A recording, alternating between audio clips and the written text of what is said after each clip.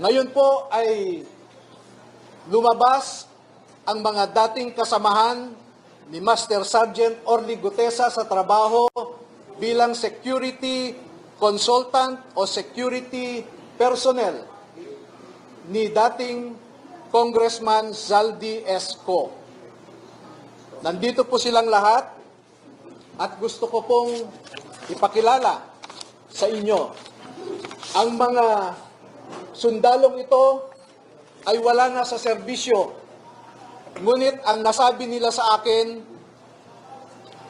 ito ang marahil na huling labanan na kanilang papasukin at gusto nilang magpakasundalo sa ating bayan.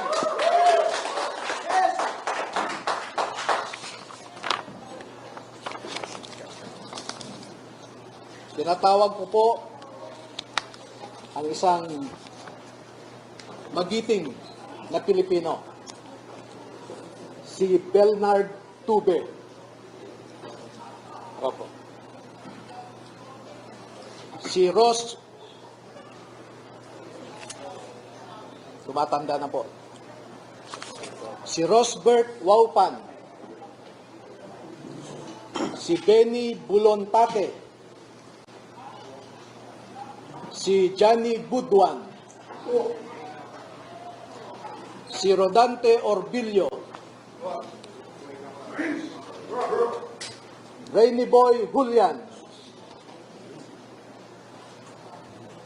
Christopher Esquivel. George Villalon Jr.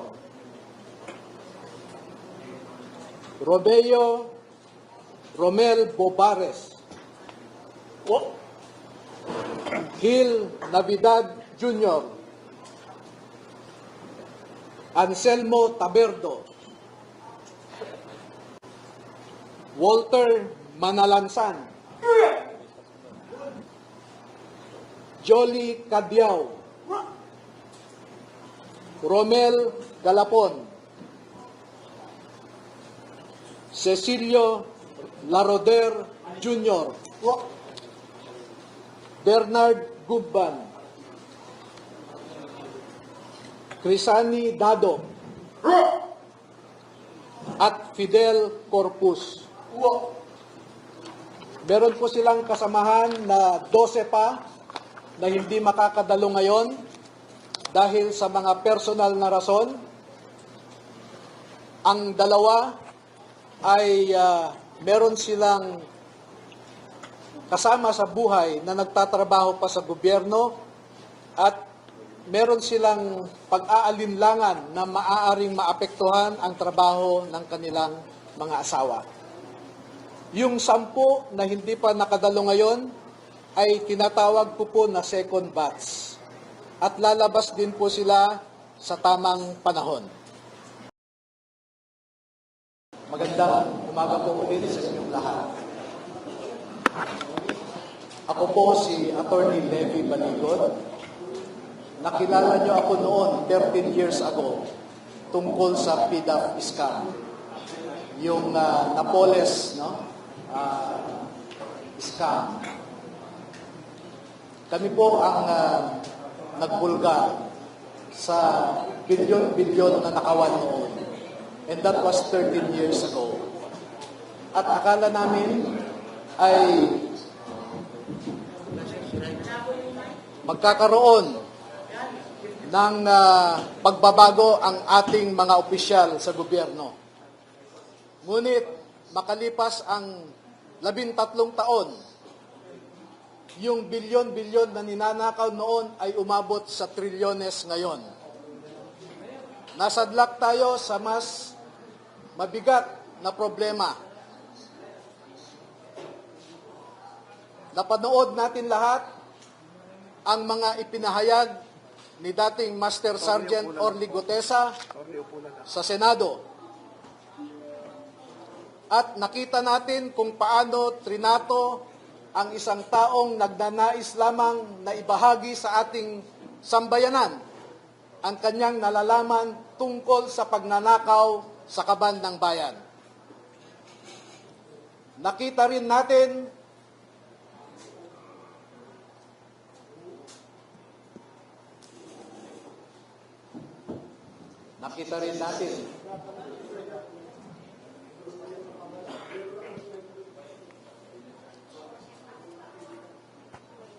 nasaksihan din nating lahat ang mga proseso na naganap sa ICI na inatasan na mag-imbestiga tungkol sa corruption sa infrastructure.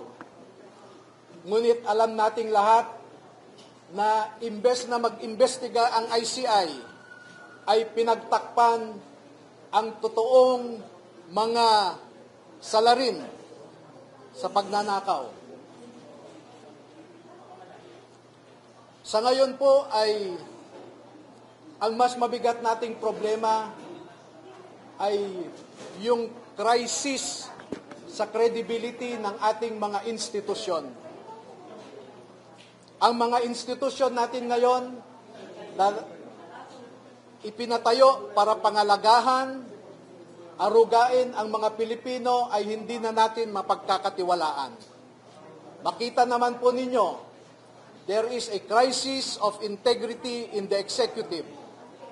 There is a crisis of integrity in the legislature. And if you have listened recently to the proclamations of Ombudsman Crispin Remulla, he alleges also a crisis in our judiciary. Lahat ng institusyon natin ay mabigat ang problema. Pero alam naman po natin na ang mga institusyon na ito are just abstract ideas. Our democracy is just an abstract idea. Our institutions are just abstract ideas. And these institutions operate through the human mind. And if you will, through the human soul and through the human heart. Ang problema natin ngayon ay yung mga nagpapatakbo sa mga institusyon na ito. Wala po tayong ibang maaasahan ngayon na maglalabas ng katotohanan kundi tayong mga mamamayan din. Hindi natin maaasahan ang nasa gobyerno ngayon na ilabas ang buong katotohanan na walang pinagtatakpan. Ngayon po ay lumabas ang mga dating kasamahan ni Master Sergeant Orly Gutesa sa trabaho bilang security consultant o security personnel ni dating Congressman Zaldi Esco. Nandito po silang lahat at gusto ko pong ipakilala sa inyo. Ang mga sundalong ito ay wala na sa serbisyo. Ngunit ang nasabi nila sa akin, ito ang marahil na huling labanan na kanilang papasukin at gusto nilang magpakasundalo sa ating bayan.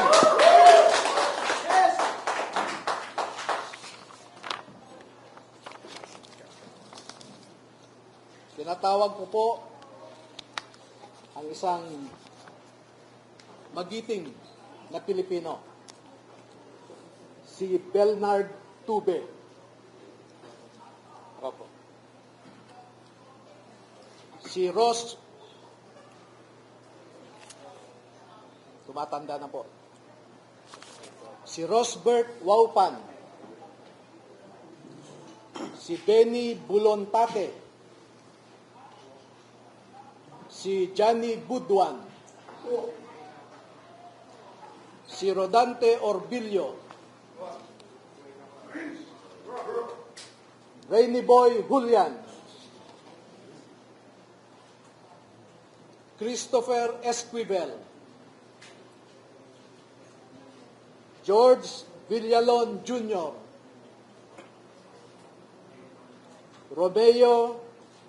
Romel Bobares. Gil Navidad Jr.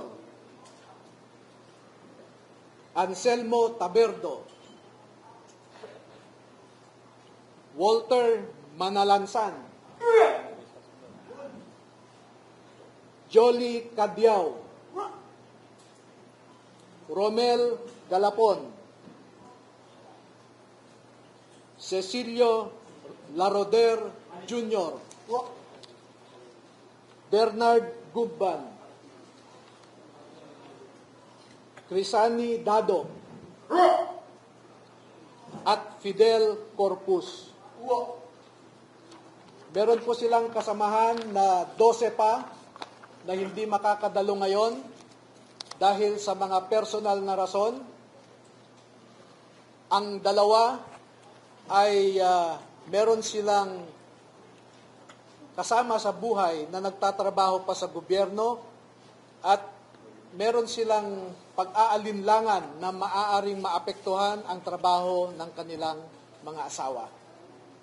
Yung 10 na hindi pa nakadalo ngayon ay tinatawag ko po na second batch at lalabas din po sila sa tamang panahon. Bigyan ko po kayo ng halimbawa ng nilalaman ng kanilang affidavit at kung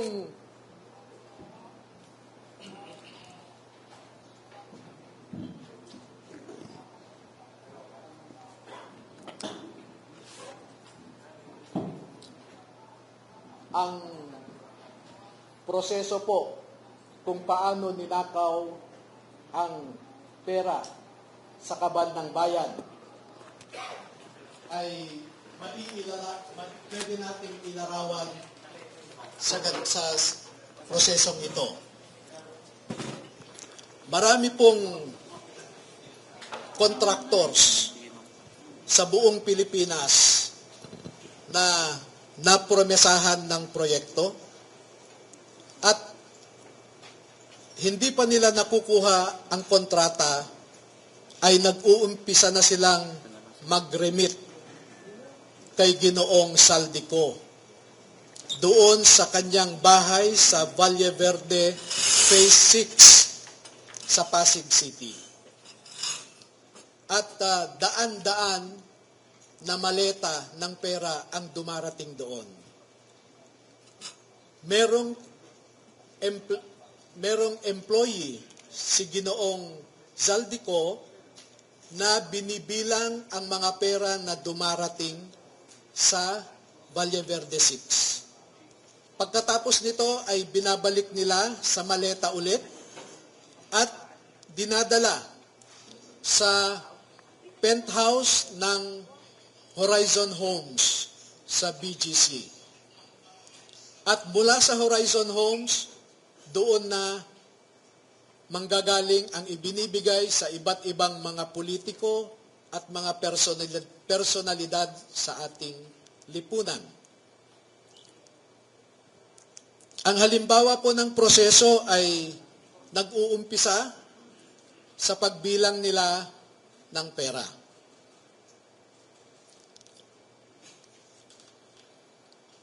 Ang susunod po,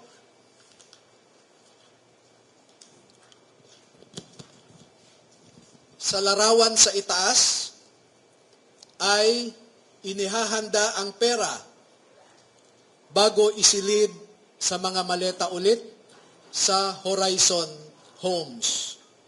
At yung larawan sa ibaba ay isang halimbawa ng pag-deliver ng pera sa bahay ng isang mambabatas.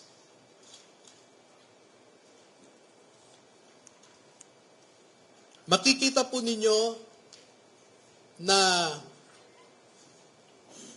may nangyari kay Master Sergeant Gutesa. Sa aking tanggap na impormasyon ay napilitan siyang mag-execute ng isang affidavit na kung saan ay sinasabi niya na hindi siya kasali o wala siyang nalalaman sa mga pagde-deliver ng mga mali-malitang pera. Pero makikita po ninyo dito na siya mismo ay kasama sa pagde-deliver ng pera. Kaya naaawa po ako ngayon sa sitwasyon ni Master Sergeant Gutesa dahil ginawa siyang sinungaling.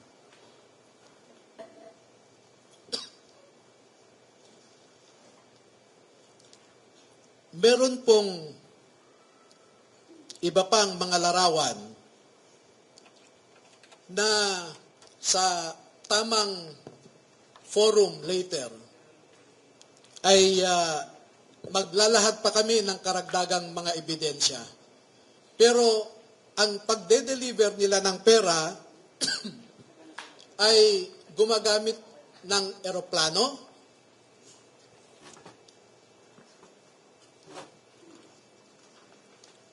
gumagamit din sila ng helicopter,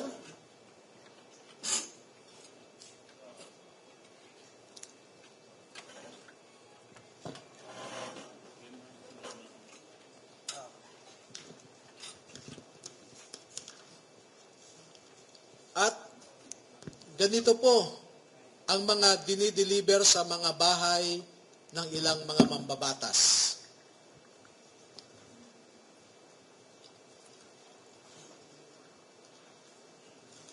Makikita ninyo sa itaas na larawan ang hilera ng mga maleta na ang laman ay pera. At parte lamang ito ng isang delivery na sa panahon na ito ay 52 na maleta ito. Sa isang delivery, umabot ng 52 na bagahe.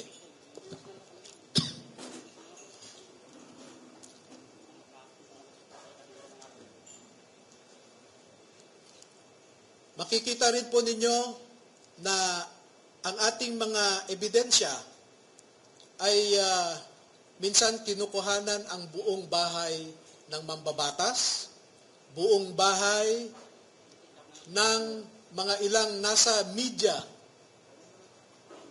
yung tinatawag nating mga media operators.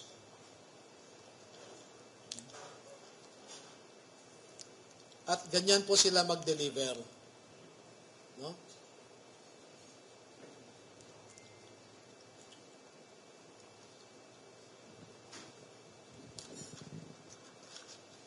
Makikita po ninyo sa ibabang larawan ang mga maleta rin ng pera. At marami pa pong iba na katulad nitong mga larawan. At dito sa taas na larawan ay ipinapakita lamang na yung isang malaking maleta ay hindi kayang o halos hirap na buhatin ng 3 katao.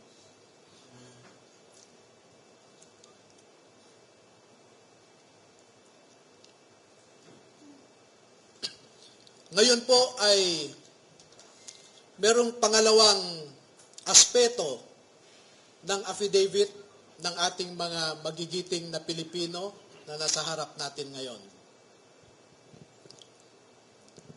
Meron silang mahalagang napansin, naobserbahan, at alam sa kanilang personal na pananaw dahil nasali sila sa isang importanteng operasyon. Ito po ay patungkol sa nangyaring operasyon ng ICC. This one? Nasangkot po or nasali ang mga sundalo natin sa ginawang operasyon ng ICC investigators sa Pilipinas. Unang dumating ang mga ICC investigators sa Pilipinas noong December 2028.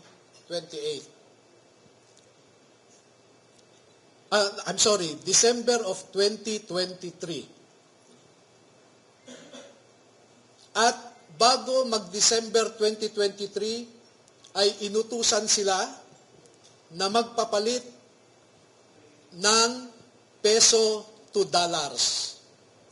2 maleta na ang bawat maleta ay may nilalaman na 56 million pesos. Kaya nakapagpalit sila ng equivalent to $2 million. At ang sabi ng mga executive assistants ni Ginoong Saldico ay pinaghahandaan daw nila ang pagdating ng foreigners. At kalaunan ay nakilala ng mga ito na ang foreigners na binabanggit ay mga ICC investigators. At nakapaloob dito na ang ginawa nila ay mag-interview ng mga witnesses na ipinapaarating sa kanila ni Sunny Trillanes. Wala silang ibang in-interview na mga witnesses, kundi ang mga tao lamang na pinapadala ni Sunny Trillanes. At ibinigay kay Sunny Trillanes ang pondo para sa pag-asikaso sa mga ICC investigators na ito. Kaya naman po, lahat ng sasakyan na ginamit, lahat ng hotel accommodations ay sinagot ni Saldico at saka ni Sunny Trillanes. Napansin din po nila na lahat ng mga pag-interview ng ICC investigators ay sa mga pribadong lugar. Wala man lang government office. At makikita po ninyo ang madalas na pag-deliver nila ng mali-maleta at minsan mga paper bags naman na mga pera patungo sa mga nag-aalaga sa ICC investigators. Lahat ng pagkain nila, lahat ng ginamit nilang sasakyan, lahat ng hotel, lahat ng mga condominium units ay sinagot ng grupo ni Sunny Trillanes at saka ni Saldico. At bilang isang abogado po ay nababahala ako dito.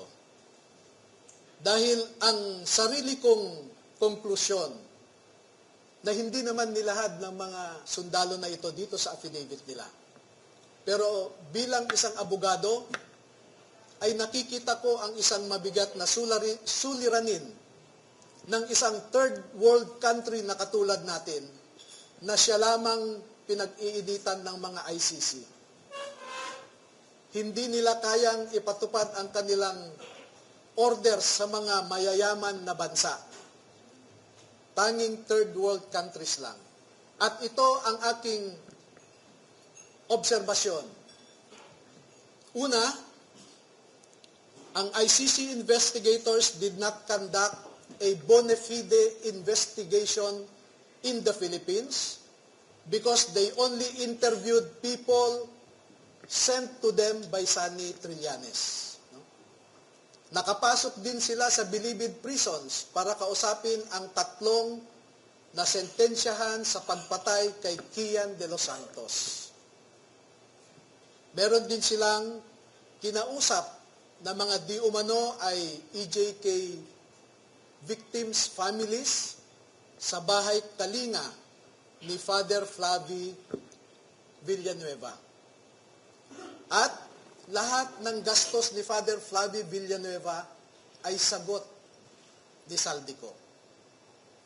Number 2, dahil December 2023 lang unang pumunta ang ICC investigators sa Pilipinas, ay hindi nakakaduda that the ICC investigators manufactured the existence of ICC jurisdiction in the Philippines because the residual jurisdiction of ICC ended in March of 2019, or 1 year after the Philippines deposited its articles of withdrawal in the United Nations. Number 4, the ICC investigators themselves committed graft and corruption. Dahil bakit hinayaan nilang lahat ng sasakyan, lahat ng pagkain, lahat ng accommodations nila ay sinagot ng mga tao na kilala naman nila na kalaban ng kanilang iniimbestigahan. At panglima, ang mandato ng ICC ay di umano protektahan ang human rights ng mga tao. Pero bakit hindi sila nagbigay o nirespeto ang human rights ng isang tao na kanilang iniimbestigahan sa pamamagitan sana ng pag-imbestiga ng mga ibang tao na hindi pinapadala ni Sunny Trillanes? So yan po ang buod ng kanilang affidavit. At una ko nang ipaalam sa inyo na bago po kami magbigay ng buong kopya sa inyong lahat, ay pahintulutan muna ninyo kami na isumite ito sa Office of the Ombudsman para makita natin kung umaandar pa ang sistema sa Office of the Ombudsman.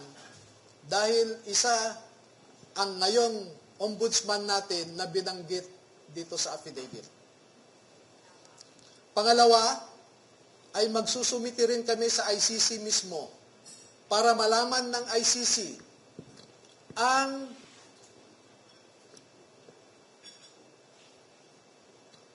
so that ICC will know how the ICC investigators conducted themselves in the Philippines. At panghuli ay magbibigay kami ng kopya sa lahat ng embahada ng mga bansa na kasapi sa ICC para malaman nila kung paano gumalaw ang ICC. Alam naman natin na bawat bansang miyembro dyan ay nagko-contribute sa ICC. Pero katulad ng kino-contribute nila, ang mga litrato na naipakita ko sa inyo ay makikita ninyo kung saan pumupunta ang ating mga buwis. Now you know where our taxes go. Now you know at least where our taxes went. Maraming salamat po at magpapaunlak po kami ng katanungan at kung maaari ay 10 lamang. Kasi alam nyo po, sa ngayon ay meron lang nakaabang sa labas na handang manakit o manakot sa ating mga sundalo. At sa nakalipas na 2 araw lamang, ay umigting ang paghahanap ng isang grupo sa kanila na pinangungunahan di umano ng isang tinatawag nilang MC. Initial yon, MC. Hindi ko po alam hanggang ngayon, inaalam ko kung sino yung MC na sinasabi nila. Pero meron siyang inutusan na nasa gobyerno pa at mataas ang rangko sa ating kapulisan para ipatupad ang kanilang gustong mangyari na hindi matuloy ang paglabas ng ating mga kasundaluhan sa katotohanan. At panghuli po, meron akong isang pakiusap sa ating armed forces at saka sa Philippine Marine Corps. Ang mga nasa likod po ninyo ay nagserbisyo sa ating bayan at nandito sila hindi dahil sa politika. Hindi po sila nagsasabi ng anumang mga bagay na magdadagdag pa sa init ng kasalukuyang politika na pinagdadaanan ng ating bansa. Bagkus, ay gusto nilang makaambag na iangat ang imahe ng ating mga institusyon katulad ng Philippine Marine Corps na lumalaban sa kalaban ng Estado. Pero kung susuriin ninyong mabuti, ay ang kalaban natin ay ang mga nasa matataas na pwesto sa gobyerno. Do not restrain them from sharing to our people the truth that they know. Because alam nating lahat, ang katotohanan lamang ang magpapalakas ng ating republika. Kung lumalaban tayo sa mga grupo na gustong sirain ang ating democratic institutions, katulad ng mga NPA, mga Muslim secessionists, ang isa pong kalaban natin na totoo ay ang mga nagnanakaw ng pera na para sana sa mga tao. Tayo po ay nagpapakapagod para lang may maihain tayong pagkain sa ating mga pamilya. Pero sila po ay nagpapakapagod kung paano gastahin ang perang ninakaw nila sa atin. Maraming salamat po.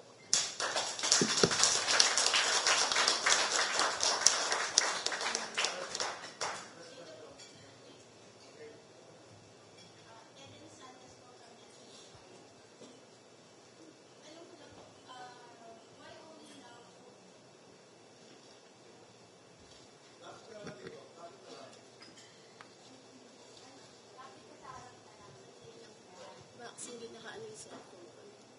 Off na.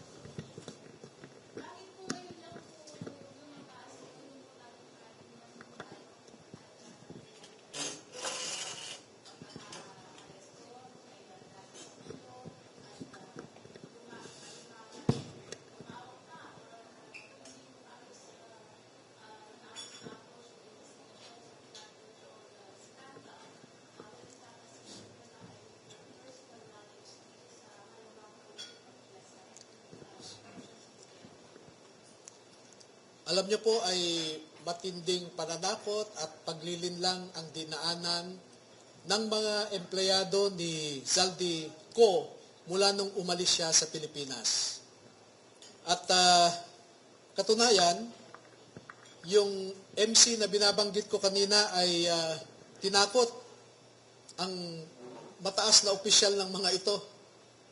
Kaya sila po ay medyo naguluhan din. Dahil pare-pareho kaming ordinaryong mamamayan lamang.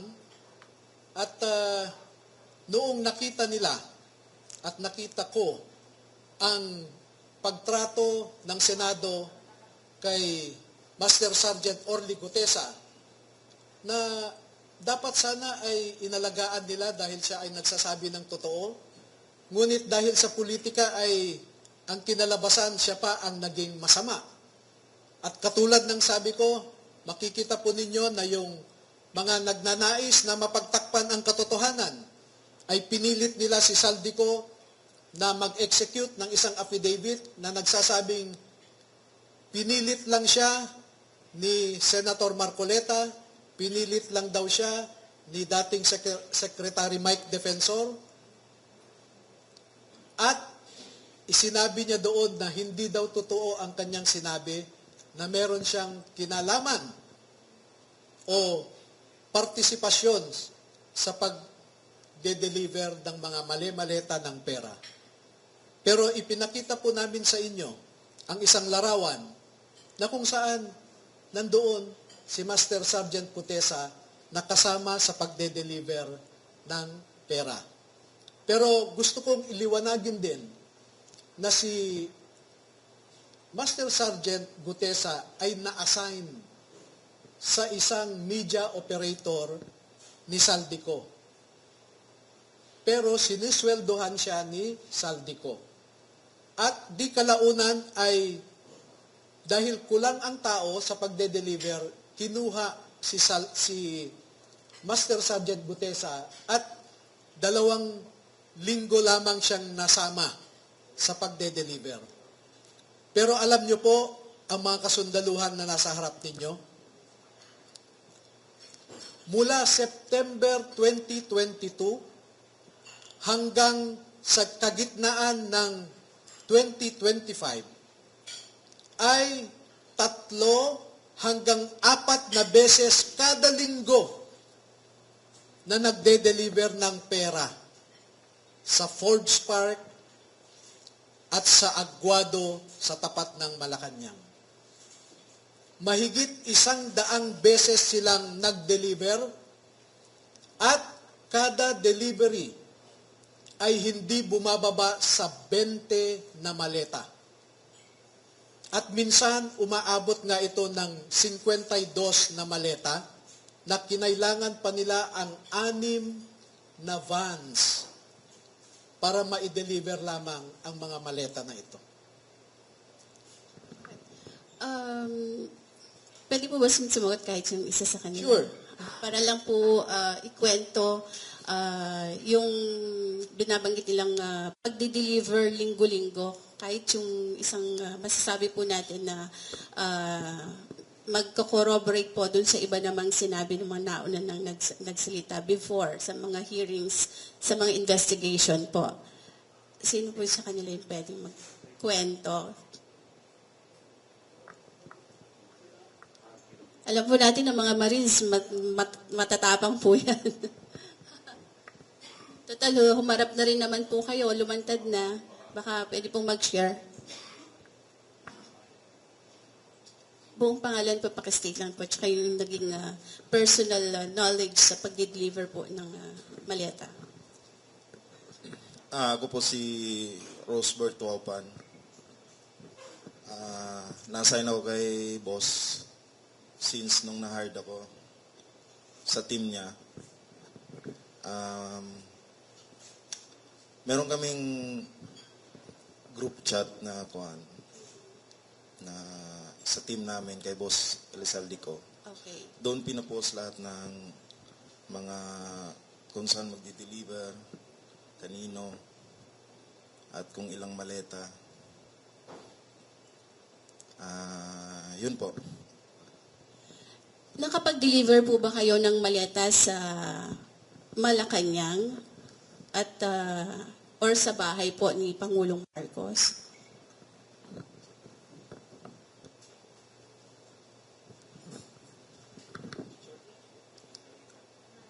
Opo. Ako po si Belnard Tube. Nakapag-deliver po kami. Saan? 41 Forbes po.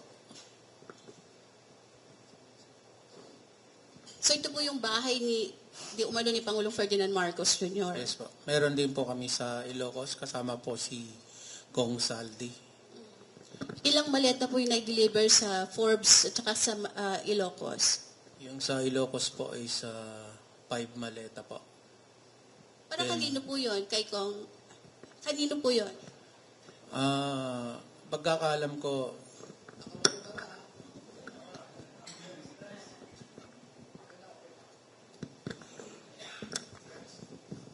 Para maklaro lang, no? Nag-deliver sila sa Ilocos Norte, sa bahay mismo. At sa Paway, sa bahay ni BBM. Ha? Oo. At saka may mga katibayan naman, no? Next question po, si Pam po ng Third Floor Studio YouTube, sir. Attorney, sino po ang nasa taas ni Zaldico para ho yung lakas ng loob niyang magbaba ng mga utos na yan, sundin ho ng ating matatapang na men in uniform na ito?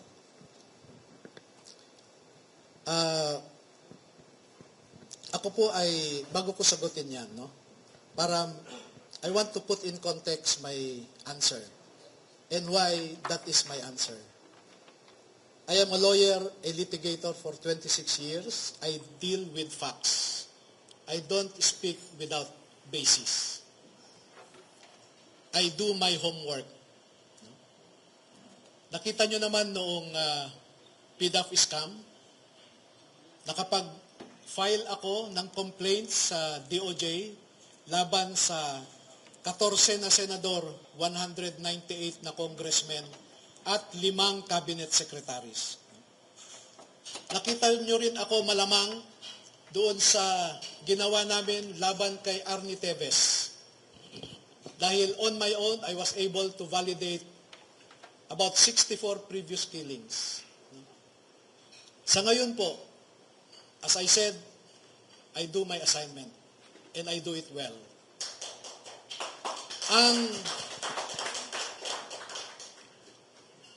Ang ugat at pinuno ng pagnanakaw sa ating bayan ay walang iba kundi si President Marcos.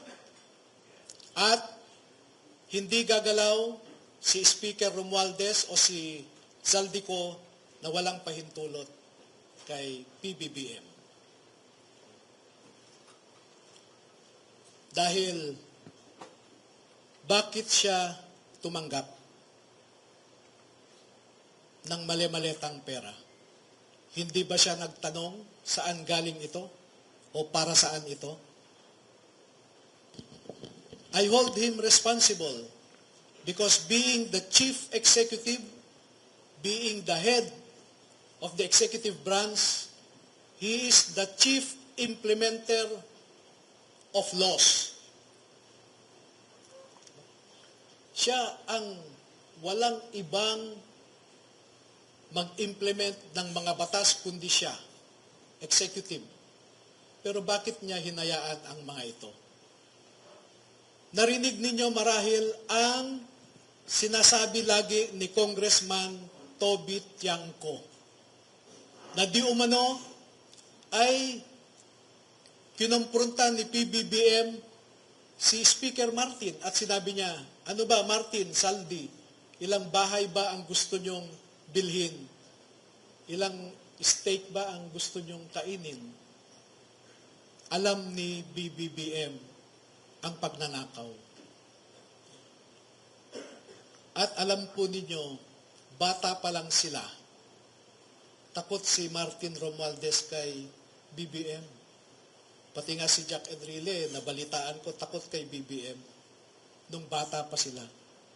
Sa tingin nyo ba, kikilos si sino man dyan na hindi alam o hindi inutos ni PBBM? Pero marami pa po kaming ilalabas na mga datos na gaya ng sabi ko kanina, hayaan nyo muna kaming ilahad lahat ng mga ito at nung iba pa naming mga ebidensya sa ombudsman. No?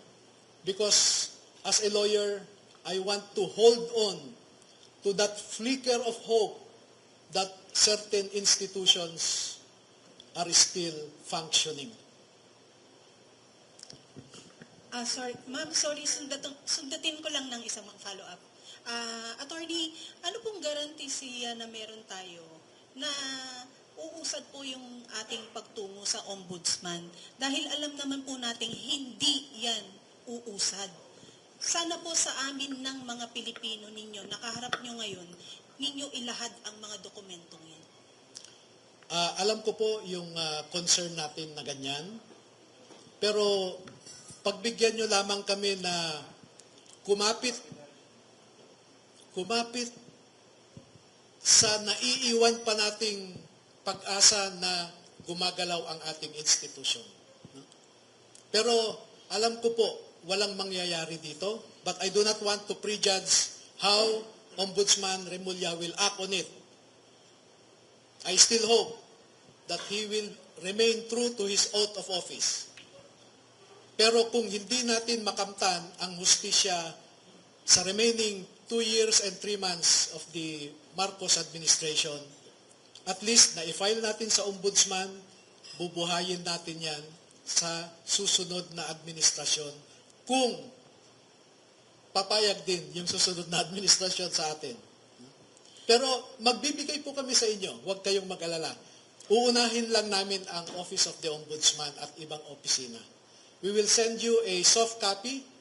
No? We'll just get your numbers and we'll send you soft copies. Attorney Laslino, maraming salamat po sa mga Marines na nandito po ngayon sa inyong pagtindig para sa ating bansa. Lastly po, nasan po si Sergeant Gutesa at kumusta po siya? Hindi po namin alam. Marami po kaming nasasagap na balita na pinapunta siya sa ibang bansa.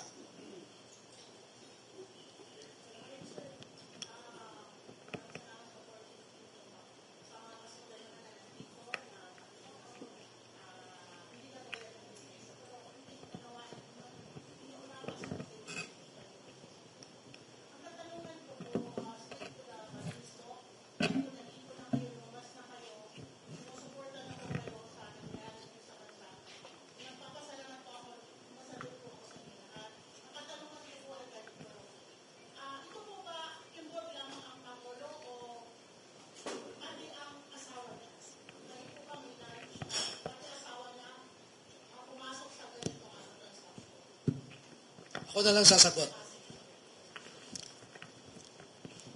Alam niyo po ay iniiwasan namin na isangkot ang mga pribadong individual. No? And I consider the First Lady as still a person outside of government. Okay? So technically, she is not a public official. The same treatment is accorded to some media practitioners who receive several maletas. At ang sabi ko nga, hindi naman siya public official, bahala siya sa buhay niya. No? Ang focus lang po namin ay public officials. Bakit? Dahil sila ang pinagkatiwalaan natin na pangalagahan ang mga Pilipino. Pero inihahambing ko sila sa isang pinagkatiwalaan na kasambahay. Pasensya na po sa mga kasambahay. Paghahambing lamang ito. Pero nangyayari naman ito sa totoong buhay na pinagkatiwalaan mo yung kasambahay pero pinagnakawan ka niya. Ito, mas masahol pa sila.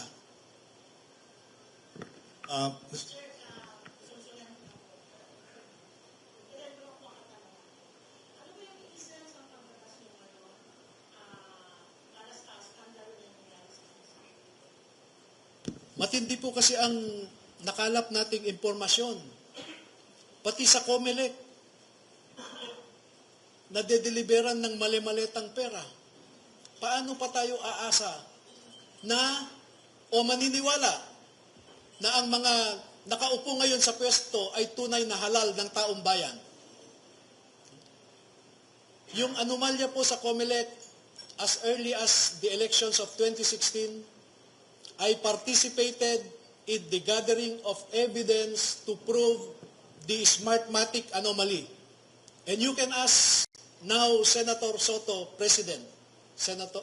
Senate President Tito Soto, about the information that I gave him to prove na maanomalya ang ating eleksyon.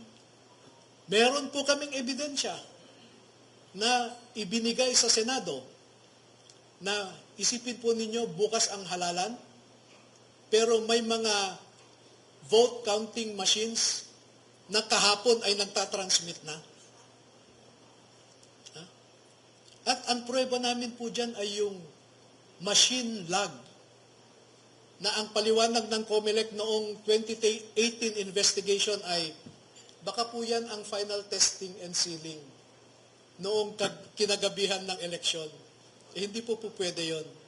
No? At ang may mga nakaupo sa Senado ngayon na sila ang nagharang sa investigasyon na yan. At hanggang ngayon, niloloko pa rin tayo ng COMELEC. Seryoso? Hindi. Seryoso. Ang mga senador natin, na-deliveran. Bakit? Alam namin po ang rason. Ang mga mambabatas, grabe, ang description nga ng mga ito ay matakaw yung ilan dyan. At ang nakaka-insulto po ay yung mga maiingay sa Kongreso ay sila palang matitinding tumanggap ng mali-maletang pera. As I said, the executive, the legislative branches of our government are at their lowest in terms of integrity. Executive, ganun din. May mga perang galing sa mga iba't ibang departamento. Ang tinitingnan lang natin ngayon ay flood control. Tiningnan ba natin ang irrigation, for example?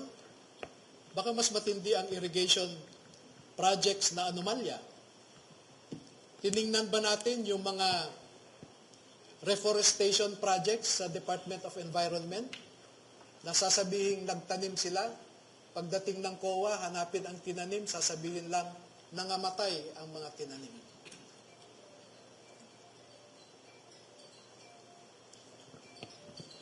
Sir Charmaine Abong po from Abante. Balikan ko lang po yung sinabi po na nagpapadala ng maleta kay PBBM.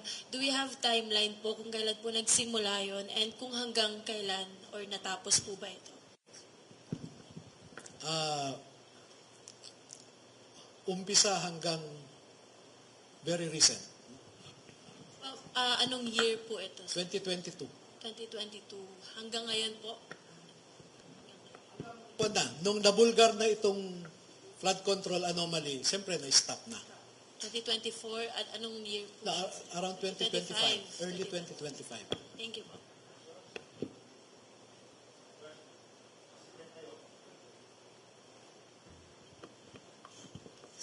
Attorney, good morning po from Alternative Media, Rose po. Sabi niyo po, Attorney, may kasamahan pa po sila na hindi na second batch. Kailan po sila possible na lumantad, Attorney? Yung second batch kasi ay may mga iba silang nalalaman, no? Ngunit ang sabi ko sa kanila ay pwedeng hindi muna kayo lumabas ngayon dahil tingnan natin kung sapat na ang sinasabi ng unang batch para maipakita natin ang katunayan kung sino at magkano kung sino ang mga nagnanakaw at kung magkano ang kanilang ninanakaw. Kasi ang aking komputasyon po lamang base sa sinasabi nila ay umaabot na po ng 805 billion pesos. Ang na-deliver nila, umaabot ng 805 billion pesos. Nung Napoles, tens of millions lang o billions, no? Pero ngayon, trilyones. Sir, follow up lang po. Kung hindi po tayo mapapakinggan sa ombudsman, ano pong next na hakbang natin? Sabi ko nga ay ibabahagi rin natin sa ating mga kababayan ang mga impormasyon na ito. At in a democracy, people decides. No? Kung ano sa tingin ng ating mga kababayan ang dapat gawin, ay siyang masusunod. At umaasa kami, umaasa ako, umaasa tayong lahat na sa tamang panahon ang mga kababayan natin, tayong lahat ng mga Pilipino ay gumawa ng tamang hakbang para maiangat ang ating bansa sa kumunoy na kung saan tayo nakalagmak ngayon.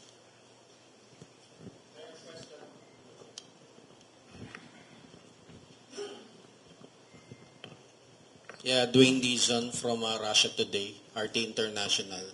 You mentioned about ICC. I'd like to know if this document po, which will you send to the Ombudsman, kasama ba dyan yung ICC complaint? And can you expound more about your expose about the ICC po? Yes. Thank you. We will prove that the conduct of the ICC investigators in the Philippines is unprecedented because they dined and wined by people who are publicly known to be opponents of the people hosting them. Second, to prove that what the United States Department said, that ICC is a very corrupt institution, is being proven by this personal knowledge included in their affidavit. Maraming mga bagay-bagay pa na sa ngayon ay hindi namin maibahagi muna sa publiko. Pero sa tamang panahon, tamang forum, ay magbibigay pa kami ng karagdagang ebidensya na hihigit pa dito. Ito, we want to tease. This is a teaser for our government agencies. This is a teaser for ICC to look deeper into our allegations, and we are prepared to provide the answers for their questions. Sir, good morning. Almar Forzuelo sa SMNA po, sir. Nabanggit nyo kanina na hindi uusad yung reklamo ninyo dito sa ombudsman nga at umaasa kayo na sa next administration na bibigyan ng pansin yung mga reklamo. Sinabi ni Vice President Sara Duterte na kung sakasakaling... I have to cut you. Wala akong sinabi na wala tayong pag-asa sa ombudsman ngayon.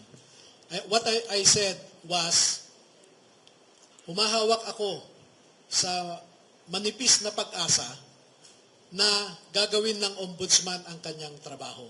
At kung hindi naman, ay umaasa tayo na kung sino man ang susunod na administrasyon, ay tingnan ito. Itong mga alegasyon na ito.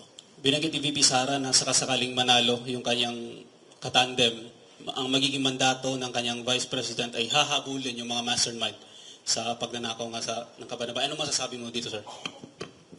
Kami po naman, regardless of administration, now or the future administration, we are ready to cooperate. Kaya kami magsusumite sa Ombudsman because the first action that I'm expecting from the Ombudsman is to invite us and ask questions about their affidavit and more. No? Open kami na makipag-cooperate sa administrasyon ngayon. Dito lang po, may iba lang. Attorney, ano po yung here po, Attorney Eden Santos from Net25 ulit.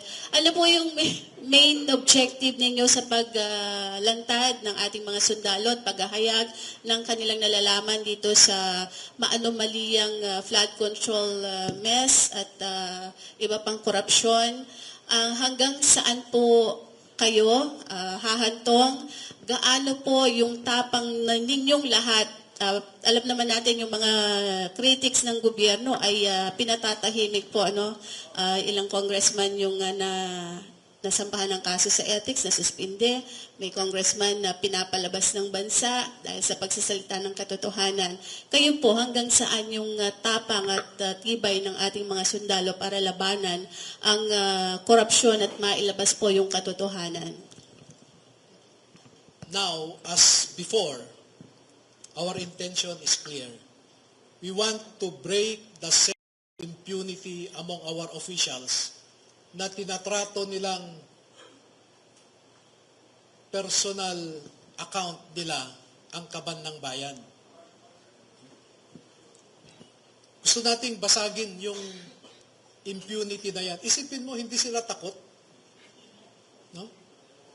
Isipin mo yung mag-release ka ng pera para nakawin lang.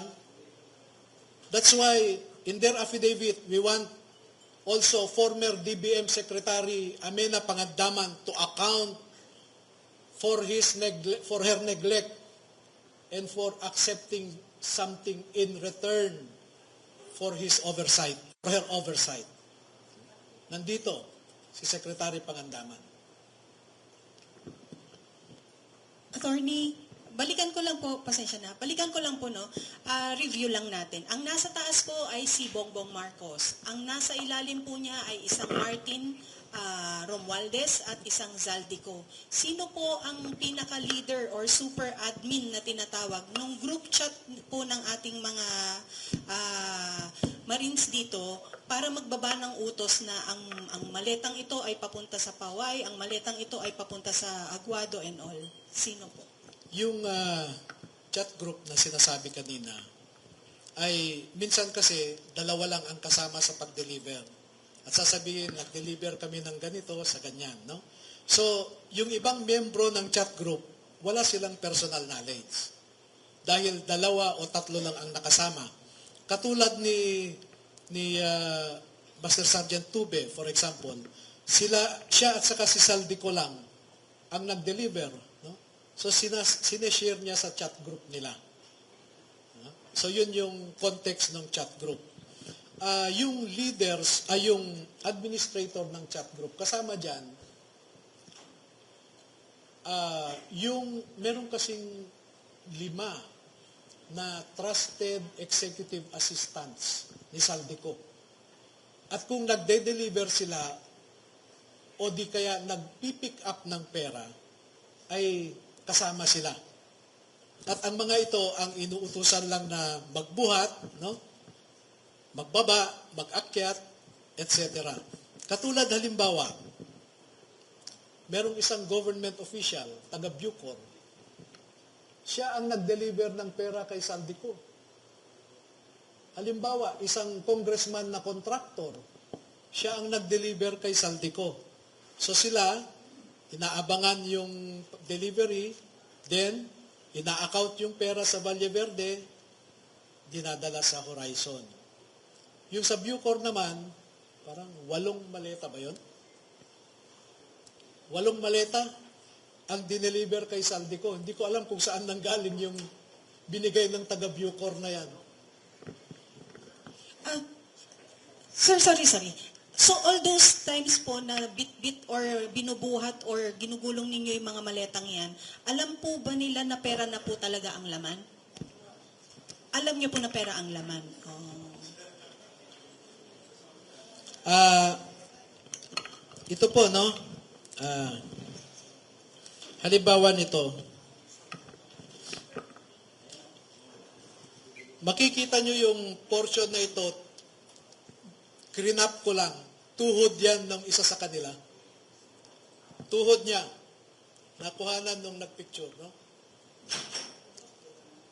So, alam nila na pera. Magandang umaga sa lahat. Maraming salamat po sa inyo. Advance salute sa mga ex-military natin na lumabas ngayon para panindigan ang kanilang mga nalalaman. Ang tanong ko lamang po, just in case po ba na sila ipatawag sa isang Senate hearing or what, sila po ba ay nakahanda na dumalo dito? Dahil doon lamang po natin maipapakita ang tunay na essence ng paninindigan. Yung makita ka sa media at makita ng mga buong sambayan ng Pilipino ang inyong tapang at paninindigan. Salute po sa inyong lahat. Kayo po ba ay nakahanda na humarap sa Senate hearing? Maraming salamat sa inyo. Kasama namin kayo sa laban. Para sa bayan at mamamayan, mahalin natin ang Pilipinas. Can we have Sir, Attorney, last question questions, po. please? Last 3. Sa Ronda Balita Nacional, Marites Escoto po, nasa inyong harapan.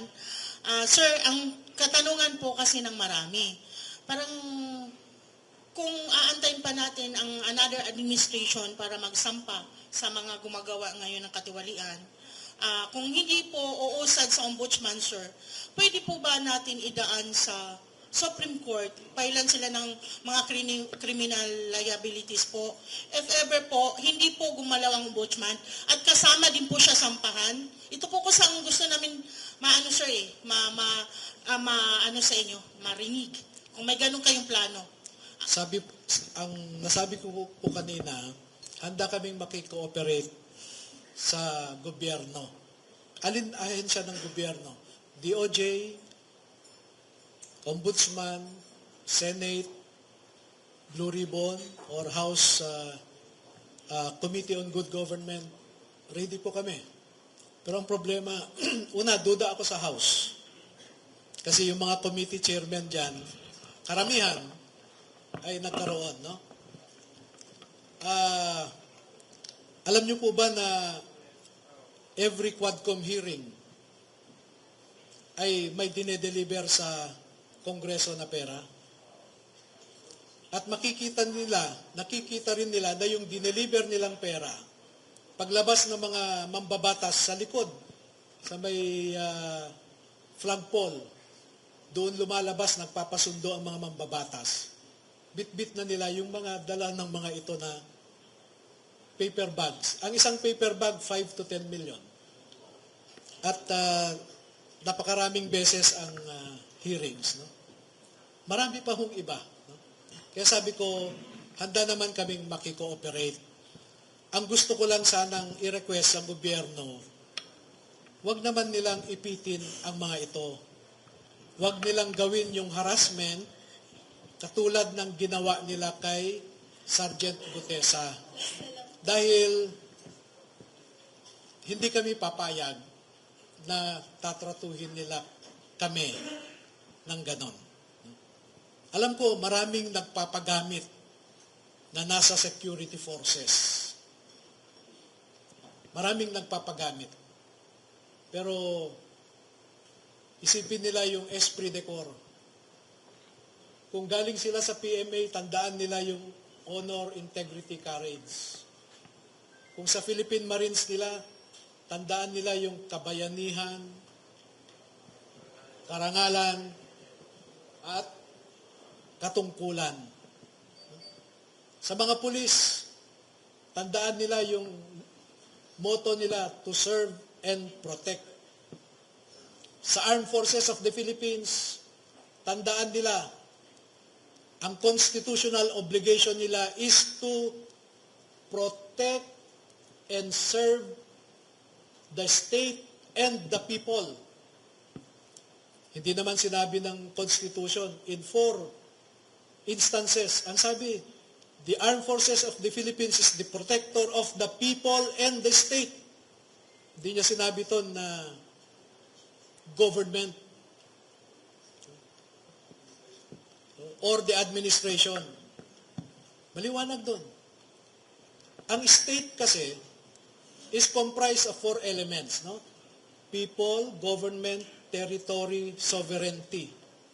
Bakit sa 4 na beses, 4 na paulit-ulit, ang sinabi doon, the armed forces is the protector of the people and the state? Bakit hindi niya sinabing government and the state? Or sovereignty and the state? Hindi eh.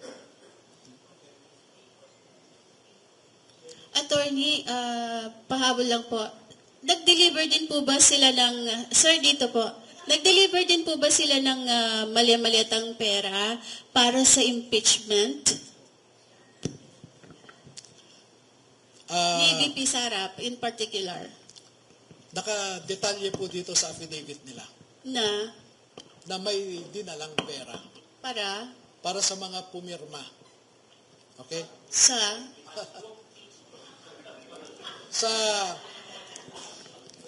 Townhouse Units 8 and 9,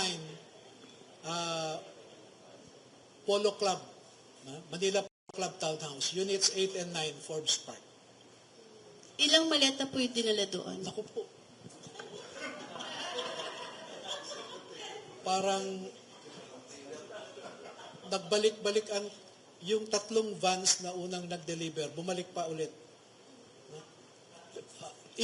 Sabi ko nga po, yung mga tanong nyo kasi, lalabas na yung iba eh. So, 2 more questions, please. Ako, attorneys. Sundutin ko lang po yung tanong ni Ma'am Eden, ano po.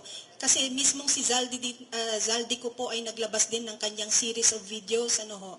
At meron din pong screenshot doon na merong release ng mga pera ng March 11, 2024, sorry. 5, nung kinuha si PRRD. Yun po bang release ng perang yon Ay, si Sir nakangiti. Yung pong buwang release ng perang yun, para sa specific na yun, sa pagpapakidnap kay Tatay Digong. With due respect, and I hope you understand, we will reserve our answer to that because the ICC operation here was very sensitive, very deep, no? Matindi. And gusto kong i-reserve yung ibang mga ebidensya natin tungkol dyan, no? Baka sabihin nilang naninira lang tayo sa ICC, tapos i-connect kami kay Duterte dahil ongoing ang hearing sa confirmation of charges. No? Jet Morales lang po. Tanong ko lang doon sa mga kasama nating na nasa Marine Corps. Ano? Ayon doon kay Sergeant Gutesa, miyembro siya ng intelligence unit ng Marines. Ilan yung intelligence, yung nakasign sa intelligence dito? Kasi bilang ano, no, katulad ninyo, galing din ako doon sa serbisyo. At sa kabilang doon sa mga dinaanan ko, panay intelligence unit. Ito bang mga ginagawa ninyo? Pumapasok ito doon sa daily intelligence brief na ginagawa ng mga units. Okay, kapatid, no? With due respect, and I hope you understand, there is a security implication for one to claim that he was Intel trained or he is Intel trained. Alam mo yan, no? We will not confirm or deny whether any or all of them underwent intelligence training. Wag na lang. Okay? Attorney, pinakalas po, gusto po, pwede po ba magsalita isa sa kanila kung ano yung nararamdaman na since alam nila na yung pera dinideliver nila galing sa papunta ng korupsyon, ano po pakiramdam nila habang ginagawa yung mali ayon sa kanila? Pwede po magsalita isa sa kanila po para maunawaan po kung ano yung essence na lumabas sila ngayon at bakit ngayon lang.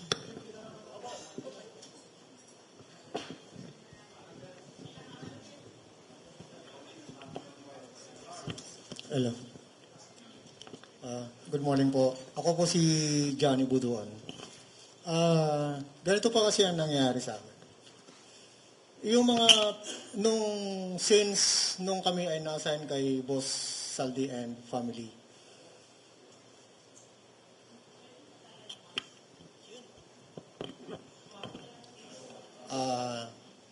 yung mga pera kasi ma'am na dumadating at mga pera kasi yan ma'am is hindi namin alam na galing sa masama.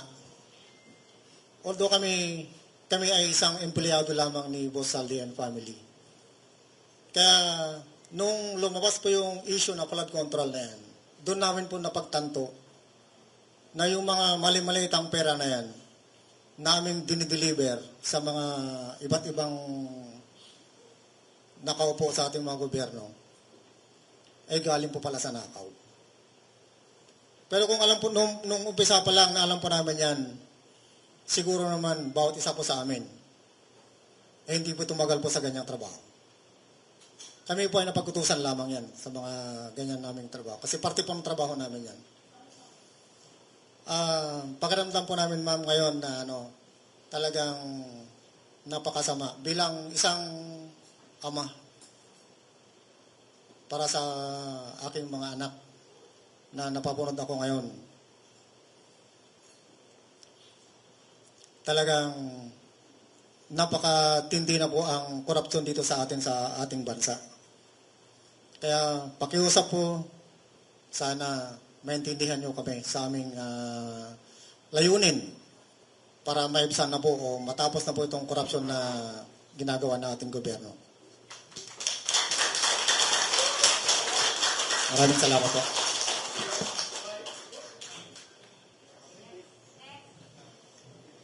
Ako po last. Sana ako na po ang pinakalas. Sorry po. Sana rin, isa rin po sa kanila or ilan sa kanila ang makasagot din po sana. Ano po ang malaking pagkakaiba ng administrasyon ni PRRD sa administrasyon ngayon ni Bongbong Marcos na kayo rin po ay nakapaglingkod?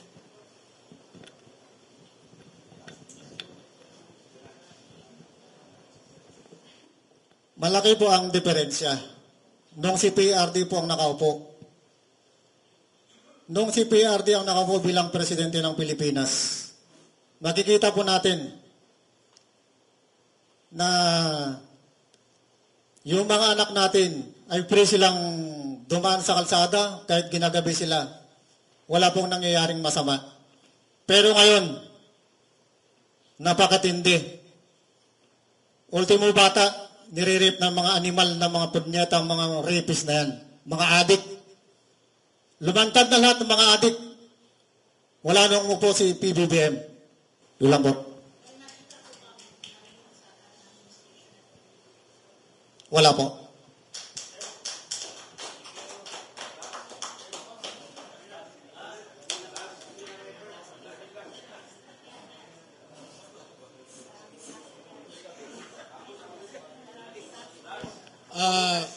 Panghuling statement na lamang po,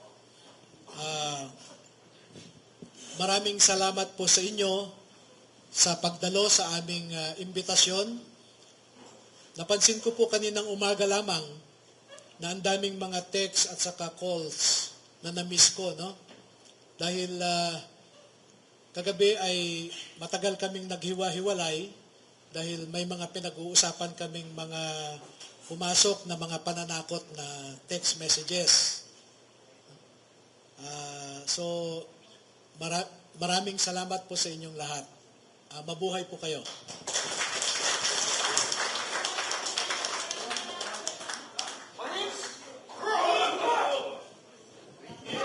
Kakanta po kayo.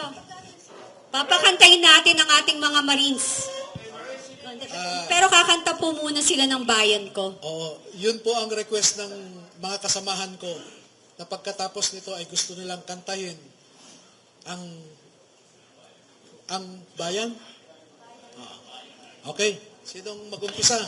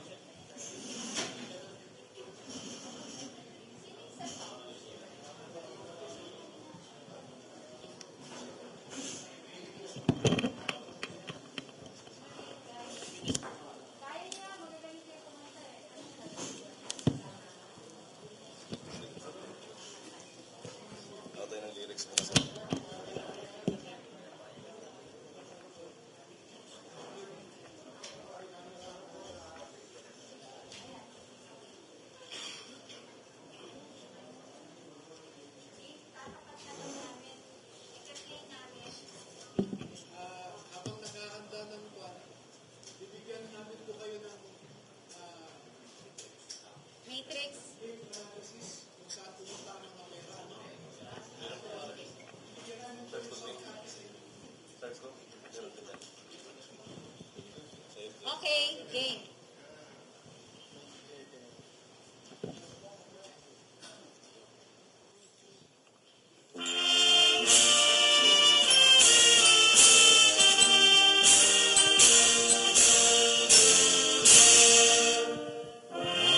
Bayan ko'y tanging ikaw, Pilipinas kong mahal, ang puso ko at buhay man, sa iyo'y ibibigay, tungkulin ko'y gagampanan, na lagi kang paglingkuran, ang laya mo'y babantayan, Pilipinas kong hirap.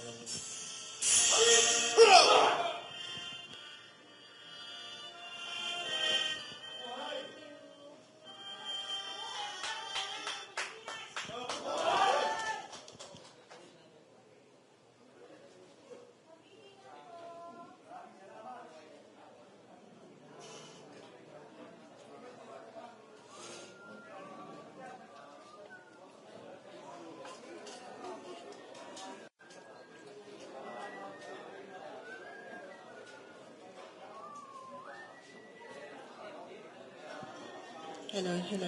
May pagkain po sa gilid para po sa lahat ng gustong kumain. Salamat.